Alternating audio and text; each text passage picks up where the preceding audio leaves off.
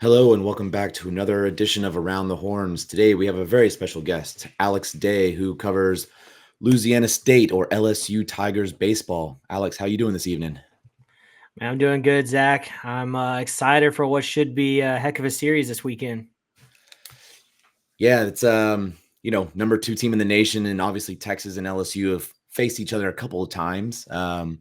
But it's always great for them to get together at the Dish or anywhere. Presumably I'd like to see them in Omaha at the end of the season, but yeah, it's always a good time to have LT Grays come to town because y'all have some of the best fans in the nation, and y'all are always so generous, especially. Yeah, LSU and Texas. I mean, you're talking about the two most storied programs in college baseball coming in together as top 10 teams. I mean, it doesn't get any better than that outside of Omaha. Yeah, absolutely. I remember some of my Omaha trips, and I think some of my most fun experiences have obviously been with Texas is there, but also there's a couple years that Texas didn't make it because they lost out in the Super Regional or whatever, and we already had tickets and plans to go. But LSU was there, and um, I've got a lot of friends in the Lafayette area, and they're always keeping me up to date on everything LSU. So Yeah, that's awesome. Yeah, I mean, and being here in Texas and going to some of the Texas games. I mean, the Dish is always is a storied place, and they get crazy out there in left field too. They rival those LSU fans. yeah. Well, it's even more fun now that the new coaching staff is here at Texas, and obviously Nolan Kane, a Hmm. former LSU national champion himself. I've given him a hard time a couple times about that 2009 series. Man, you stole one from us. So Yeah, I bet those are fun conversations. yeah. Well, I mean, let's dive in. Obviously everyone knows about LSU. They're number two in the nation. They just actually got supplanted as number one by Tennessee just because Tennessee is beating the brakes off of everyone. I guess they just lost to East Tennessee State. But LSU, from the limited times I've seen them, man, they've got some power arms. What can you tell us about LSU this season? Yeah, it was kind of a mystery of what this team was going to be. We knew there was a ton of talent, and there's a ton of talent. There's a ton of depth. Up and down the lineup, in the bullpen. But I think the thing that's really stuck out this year so far has been the offense. I mean, top five in just about every offensive category outside of home runs. Top five in average, top five in doubles, top 11. I think they're 11th in walks. Jay Johnson said beginning of the season he wanted this team to lead the nation in doubles and walks, and well, they're well on their way for that. They don't have as much power as teams have had in the past when you had Tommy White and Dylan Cruz and Trey Morgan and all those guys. I mean, you still got Bear Jones. I mean, he hit 28 home runs last year.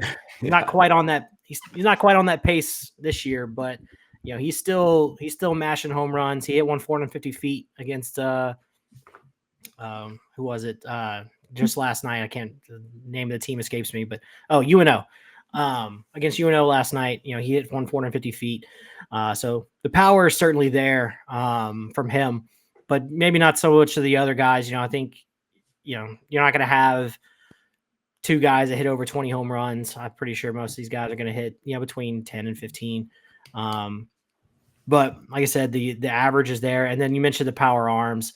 I mean, they're just constantly rolling guys out there that's 95 plus on the gun. Um, but one of their best pitchers, who's kind of been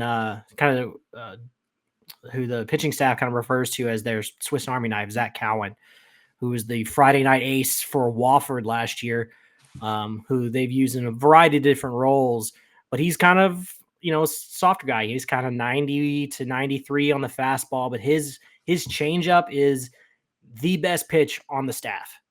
Like, not best changeup, just period. The best pitch on the staff is his changeup, and it's been a real difference maker for them. He closed out 2 games last weekend, and he's kind of their go-to stopper, closer, whatever they need. He's the guy. nice. Yeah, it's funny you call him the Swiss Army knife, or the staff refers to him as that, because that's what Texas really sees has been a big benefit to the bullpen this year versus maybe last year or the year past is they've got guys like Max Grubbs and Ruger Riojas and even an Andre Duplantier where they're like, look, these guys could be starters. They could be closers, but we like having them in that utility role because it's so much more dynamic in terms of it doesn't matter what's going on in the game. We know at any time we could turn to them and put up a zero. We know that anytime they can go out and get 3 outs. And, you really like, I guess it's maybe an overall shift in baseball, right? Because the MLB is going to the 5 starters and all that, but it's definitely a shift. Seeing these guys that again could be starters or were a starter in Max Grubbs from last year, where it's like, oh, we'll just give you 3 innings in the middle and shut everything down and give your time offense to get going and get to the other team's bullpen. And so, and then going back to y'all's offense, the LSU offense, I think the guy that really stands out obviously is the freshman Curriel. That guy's been an absolute monster at the plate. I mean, because you never know what you're going to get when it comes to a freshman. If you look at the stats, like 50 at bats by a freshman in the SEC is pretty low number of people that actually get to do that. And then the guys that do it well, you're like, oh yeah, he's a first round draft pick, or he's going to be a first round draft pick. And it looks like y'all are well on your way to having that kind of talent from Curriel. Yeah, he's pretty awesome. He's hitting or before last night he was hitting over 400 or 450. I think last night he had a rough outing, a rough day by his standards. He only had 1 hit. And it was a double, and it was in his last thing. But he's been on base every single game he's in his college career. He's got 22 doubles on the season. He's got almost twice as many doubles, or not doubles, walks. He's got almost twice as many walks as he does strikeouts, which is insane for a freshman. Yeah, for a freshman.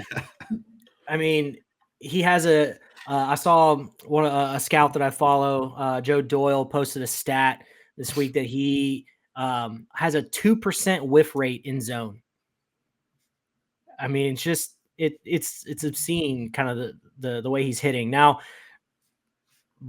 I'll caveat by saying that LSU strength of schedule is 250th in the country right now. So, it remains to be seen whether he can do it against top quality SEC arms. I mean, there was the last weekend against Missouri. I mean, Missouri is the worst pitching staff in the SEC. They have an ERA around 7, so he's been awesome in the pre-conference and against Missouri, but will he continue that during the SEC? I don't know. We'll find out. Yeah. It's, I was thinking it's interesting that the strength of schedule is so bad for LSU, considering y'all have played some decent teams. I'm not saying Nebraska's a great team by any means, but like y'all played Nebraska, y'all played Kansas State, who I think is a kind of a really sneaky athletic team out of the Big 12. It's definitely kind of eye-opening when everyone's like, oh, they've played no one. And then you look at some of the names, you're like, okay, yeah, they've beat on some puny teams, but I mean, still production is production, right? Like if the guy's hitting, because 2% whiff rate is ridiculous in the zone. Yeah, I mean, like that's unheard of for a freshman, and he's, some of the other teams. I mean, yeah, you mentioned they played DBU in Dallas. They played, you mentioned Kansas State and Nebraska, but then they played Purdue, Fort Wayne, and University of Nebraska at Omaha, and lost one of those games to Omaha. Their one loss on the season, but because scheduling things, that wasn't the original schedule that they had planned, but they had some late defections before the season, so they had to scramble to schedule some teams. So it wasn't exactly how Jay Johnson had drawn up the schedule, but they played the teams in front of them, and they beat the teams in front of them. I mean, this is LSU's best start to a season since 1986. So it's crazy. I mean, that counts for something. Yeah, I didn't realize that was their best start. It was funny because, up until last night when Texas lost to UTSA in 12 innings, they were on a 17-game win streak, and this is their best start to a season since 2010. And anyone you talk to that's been around the Texas program will tell you, like, 2009 squad that made it to the national championship against LSU was good. That 2010 team was like stacked. I mean, they were just amazing. And come to find out, they run across a TCU squad led by none other than Jim Schlossnagle, who knocks them out of the Super Regional at home. But that was the year that, it's just crazy that you talk about a team that's like, we're there in the national championship, but the what if was the next year. So, so two teams off to hot starts. Obviously, that's always fun to see. Like you mentioned at the top, like two top 10 teams, anytime they get together is always going to be, theater out there on the diamond. Talk to me about third base. I know y'all have kind of maybe had a little bit of a revolving door at times, just trying to get the right fit defensively and maybe surrendering some offense to get the right defensive piece there. Is that more accurate than not? Yeah, I think so. Michael Braswell was kind of the opening day starter there at third base. But he has really struggled with the bat, especially to start the season. I mean, for most of the season, he's been under 200. Here recently, he's kind of picked it up. I think he's right around 230, 240 right now. But I mean, he was LSU's everyday shortstop last year. He hit 310 in the SEC last year. I mean, he was LSU's leading hitter in conference play last year. So he's had a rough start to the season. Now he's a transfer from South Carolina. He was not exactly known for being a big time bat at South Carolina. I think he's a career, played 2 years at South Carolina, 1 year at LSU. I think he's a career like 270 ish hitter. So he's not known for being, a big hitting guy, but he's their best defensive option for sure. And, last weekend, he really helped move the offense in a lot of ways. He really handled the bat well, laid down some sacrifice bunts, which is a new thing for LSU in the last few years. It's not something that LSU has been known for. But, this year they've really incorporated a lot of the small ball game with kind of a more athletic team than they've had in the last few years. But then the other guy there is Tanner Reeves, who has really been hitting the cover off the baseball. I mean, he's had a grand slam in the midweek last week.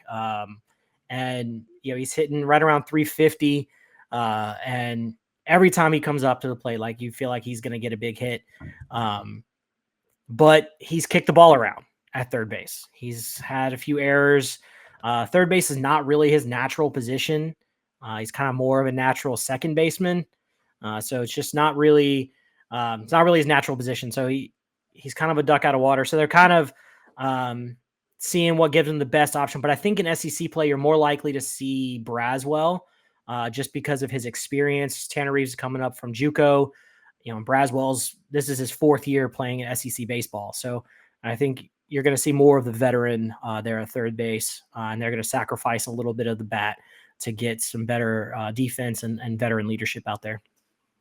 Yeah, that makes sense. It's especially for what I've seen and what I've heard before is that just like you can't afford those free bases because anytime you give up a free base or you commit an error, like those things just compound so quickly and just ruin your game. So yeah, that makes sense that, you just got to go with the experience in the glove because that, one big play that'll help you out and they may save the game. So, and then looking at y'all's outfield, I mean, y'all have got from what I've heard, that's probably the strength of the team defensively is just y'all have a stacked outfield of kind of three center fielders that you're just like, all right, fan out, go track everything down. So, yeah, I mean, absolutely. I mean, Jake Brown, who's been hanging out in right field as of late, was the starting center fielder in the regionals last year as a freshman.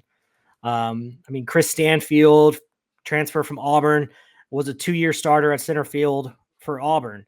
And I mean, he's a vacuum out there in center field. Yeah. And then, and then Derek Curiel, who, if not for Chris Stanfield, who's been a consistent SEC starter, would be the center fielder because he's incredibly athletic and he's, he's incredible out there in left field. So that's their best defensive outfield. Now, sometimes you may see some changes. You may see Josh Pearson in the lineup, LSU doesn't win the national championship in 23 without Josh Pearson. He had a phenomenal catch against Florida in that championship series.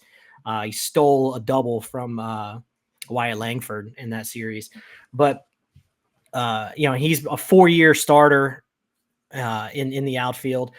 He's maybe doesn't have quite as high a ceiling. He's not quite as good a defender, but he's somebody the staff immensely trusts. He's been playing more DH than he has in the outfield, but you may see him or Jake Brown kind of flip-flop between DH or outfield, depending on who they want in the field that day. And then the other guy you may see out there, really more of a DH, but you could see him in right field, is Ethan Fry, who's a big dude, right-handed bat. So you usually see him against lefties. So I expect to see Ethan Fry in the lineup Friday against Jared Spencer as the DH. He's really been coming on. I mean, he's been in LSU. This is his third season at LSU, and he hasn't really been consistently in the lineup. So this is his first year being consistently in the lineup. I mean, and he hit 2 home runs last night, coming off the bench. He didn't start that game. He came off the bench, went 2 for 2 with 2 home runs and 4 RBI. Not a bad night, just yeah, hanging right. out on the bench. Not a bad dude. You can just roll off the bench, and it just kind of speaks to the depth that's on this LSU team. Yeah, and then I know behind the plate was probably the biggest question mark coming into the season for LSU, just in terms of y'all lost y'all's everyday guy. Y'all brought in Luis Hernandez from Indiana State, who had caught before, but he wasn't necessarily the everyday catcher there.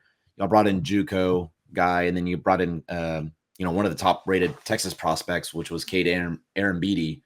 But it seems like Hernandez has kind of locked down that spot, and he's the guy. Hasn't really necessarily, it looks like, hitting for the power that he did at Indiana State, but has kind of solidified the big question mark, which was who the heck is going to be behind the plate for the Tigers. Yeah, I mean, there were LSU's 3 catchers from last year. 2 of them graduated, right out of eligibility. Brady Neal was the third one. He transferred to Alabama. So they had no catchers on the roster at the end of last year. So that's wild. So you said they bring in Luis Hernandez. They bring in Eddie Yaman from Dayton, and then Cade Aaron Beatty, the freshman. Eddie Yaman they're looking to actually redshirt him this year. So you're not going to see him this year. Then you also, and Blaze Priester, that was the other JUCO guy you mentioned. And Blaze has not really played much, so I wouldn't expect to see him this weekend. But yeah, Luis Hernandez seems to have really locked it down. And I was talking with the coaching staff with Josh Jordan, who coaches their catchers and first baseman and is their recruiting coordinator. And when I asked him that question about Luis Hernandez, if Luis Hernandez had really separated himself and really grabbed a hold of that position, he spent the whole answer talking about how awesome Cade Aaron Beatty is.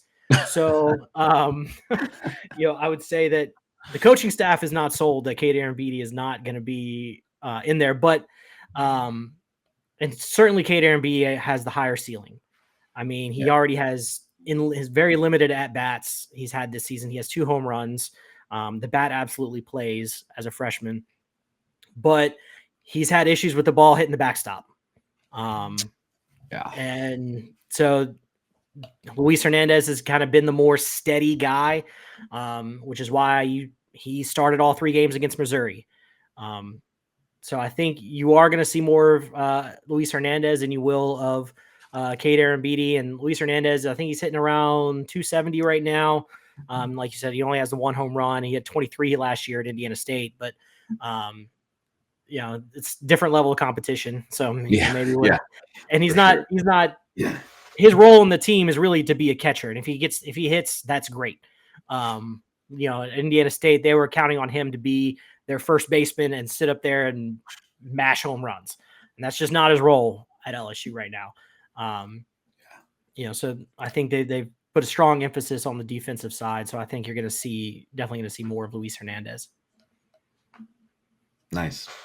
And then I guess the guy that maybe out of the pen that's really intriguing because of his, he should be in the majors right now, or not majors, but like in minor league ball right now is Schmidt out of the pen. Like he was being used on Tuesday night. And then I saw Jay Johnson was like, nah, we're done with that. Like this guy's, he's going to be used on the weekend. He's 6'9", just reaches out and touches the plate almost. So.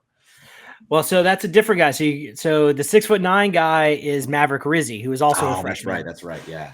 So Schmidt is only like 6'4". He's I say only. Yeah.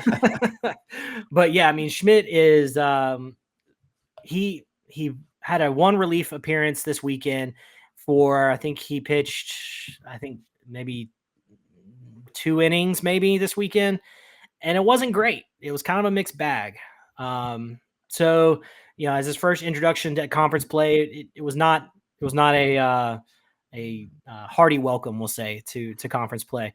But the sky's the limit. I mean, a lot of scouts were saying coming into the draft last year that he had the best curveball in the draft, just period. Yeah. The best curveball in the draft.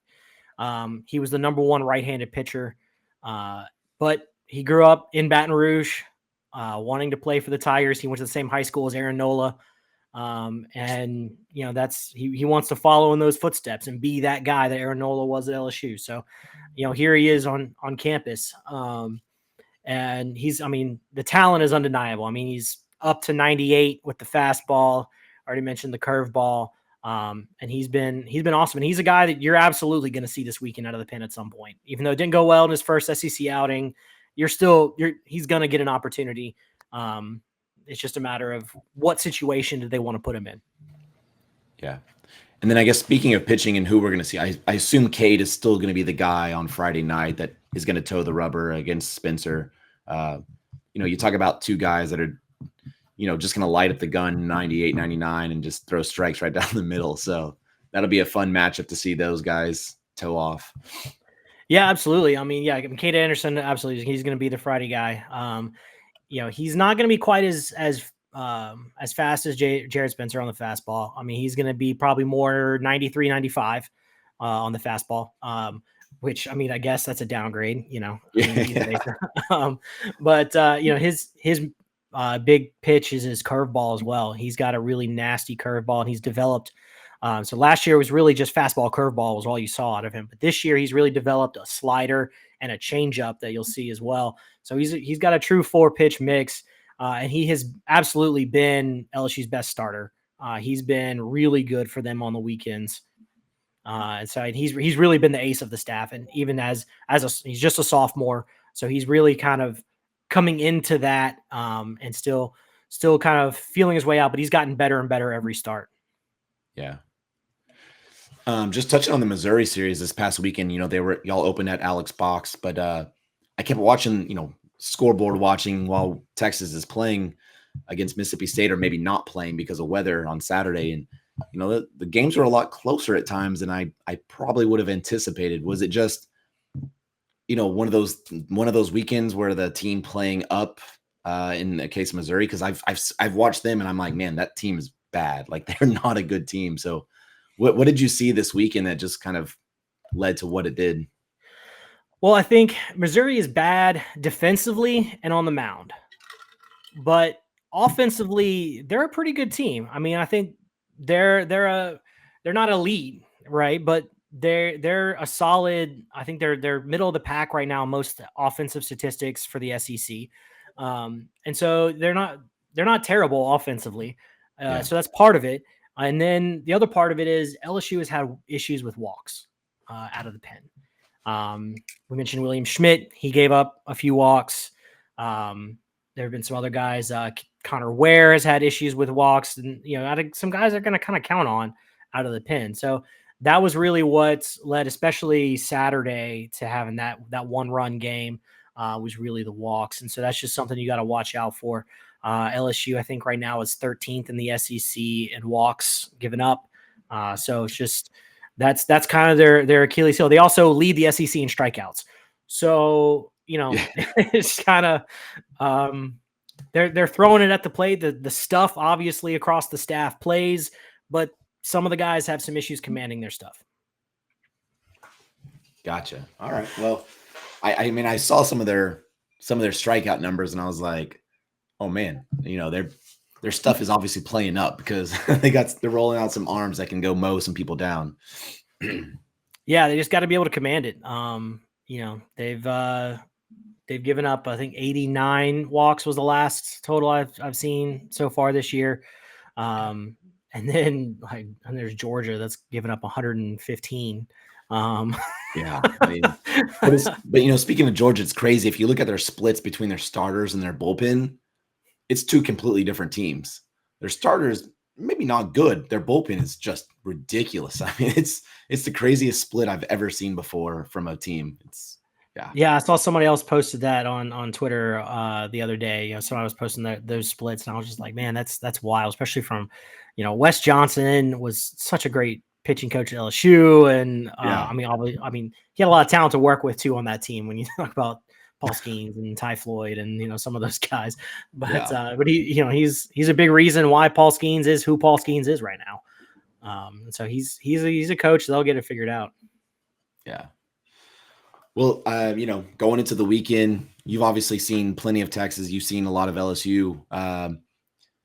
All the rankings and everything else aside, what do you think happens in the series? What is your prediction? Putting you on the spot here. Oh, well, I've kind of gone back and forth on this. I don't think either team's sweeping. Yeah, no. But Not unless something drastically goes wrong, right? Like a meteor yeah. hits like the bullpen and all of a sudden there's no one to pitch except for me or something, Yeah, I honestly though, I think and some of my LSU followers are probably going to hate me for saying this, but I think LSU drops this series in Austin. I think they're close games. I don't know. I'm not going to predict which ones they drop, which one they win, but I think they drop I think they drop this series. I think Texas wins it 2-1. But it'll be a close battle for sure. I mean, what's crazy to me is, coming into the season, all the talk about Texas was the pitching staff. What's going to be, what is the pitching staff going to be?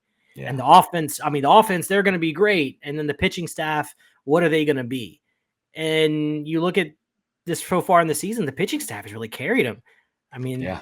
the offense is certainly good and talented and veteran. But like that Mississippi State series, it wasn't exactly explosive. No. But ultimately, I think I just think that being on the road, and this isn't LSU's not a young team, but they're kind of a new team. They've got a lot of new pieces, and I just think that I don't know. I don't have a good feeling about this weekend for LSU. Yeah, it's funny you say that. I've actually predicted LSU to win the series 2-1, so I'm the exact opposite. But no, I mean, you make a great point, right? Like Texas pitching has really carried them to this point. I mean, they've had some really big offensive outputs. The 10-0 drubbing of Ole Miss looks really good now, and then beating Oklahoma State 14-6 and some others. But yeah, it's the offensive output has been interesting to say the least, right? Where they have times where it's like, man, these guys are elite. Like we thought they would be elite. They have, I think it's like 6 or 7 innings now or games where they put up 7 runs in a single inning. Like it's just, it like comes in spurts. But then to your point, like they have a Mississippi State game where it's like, man, they look not terrible, but nothing is going to fall in. Like they could hit it to the water and it's not going to hit the water. It's going to hit a boat or something. Like it's, and so it's been a little weird because, as you said, like the hitting was expected to lead the team, and you look at them, they're hitting right at 300 on the season, which is not bad by any means, but they don't have the offensive output I think many people expected. Rylan Galvan's leading the team in home runs instead of a guy like Max Blue or even Jalen Flores. So I'm very intrigued to see what happens against some very elite pitching that we're going to see from LSU this weekend. I do think that it's hard to say that there's a home field advantage when these two teams play just because such great fan turnout. But Dish Falk Field also plays a lot differently at times than, natural surface teams or, places like the box. Like right field for Texas is a nightmare to play for a lot of places, which is really unique. So yeah, it'll be a fun series though. I'm looking forward to it. I think we're going to have massive turnout and, someone said it's going to be like a super regional. I was like, well, yeah, it's LSU and Texas and their top 10 teams. I would hope so. Yeah, absolutely. And, this is going to be by far the best pitching staff that LSU will have faced. And, so we talk about like Derek Curiel, he's coming in and he's going to be really legit facing top end frontline SEC pitchers and doesn't look any different. I don't know. We'll see. Guys like Daniel Dickinson, who's been really good for LSU, but he came from Utah Valley. So can he do it in the SEC? Well, we're going to find out. And so that's kind of for me, that's kind of the biggest thing is I just and why I think Texas is going to win is just because I think that their pitching staff is so good, and LSU just hasn't seen that level of talent on a pitching staff yet. Yeah, no, that makes sense. Yeah, I mean, you look at I love looking at stats. Like I'm just fascinated by stats and analytics and all that. And you look at some of the numbers, and you're just like, man, something's got to give because Texas loves their offensive strategies. Just take all the pitches. Like all the fans on the message boards are going bananas. Are like, why are you looking at first pitch? I'm like, guys, they want to go deep, and that's oftentimes means you're going to look at 1, 2, or 3 pitches. Like it's just the nature of the beast, right? And then I was listening to, I think it was Mike Rooney today, and he was talking to Kyle Peterson, and they were like, yeah, you look at the number of pitches per bat in Texas is way up there in all these metrics, and like they're dead last in the NCAA or SEC. I can't remember which one it was, and like swinging at the first pitch. It was like, okay, well, that's gonna be interesting because LSU is gonna try to get strike one and see where they can go. So should be a great series, though. Well, thanks for letting me have you on tonight. It's great to chat, baseball as always, and look forward to seeing you at the Dish. Yeah, absolutely. I'll be there. So we'll see you then. All right. Take care, mate. Thanks.